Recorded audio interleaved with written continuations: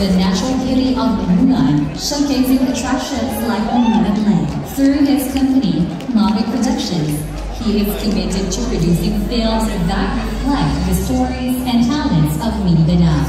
He envisions the region's film industry standing alongside those in Metro Manila, fostering a vibrant cinematic landscape in the region. Film Producer of the Year awardee, Honorable Marcos Mamay.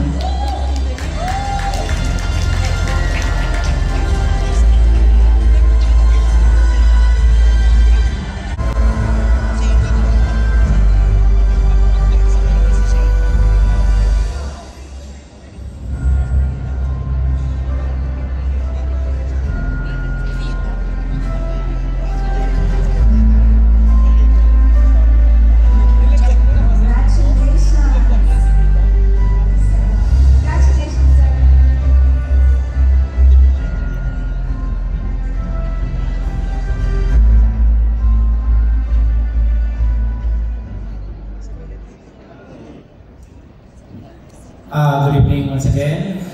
This is in addition to this earlier when I received the Presidency Award. So this recognition is not mine alone.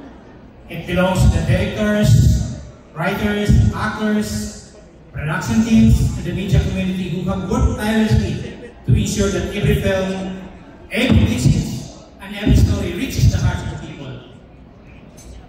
It belongs to every journalist and advocate who continues to champion truth despite the challenges of our times.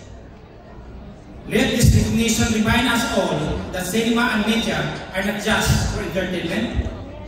They are powerful tools for education, unity, and transformation. And as long as I have the privilege to serve, whether in public office or in the world of film and media, I will remain committed to being a bridge between governance and creativity, between tradition and innovation, and between truth and progress. Maraming salamat po. Congratulations, Honorable Marcos Mamay.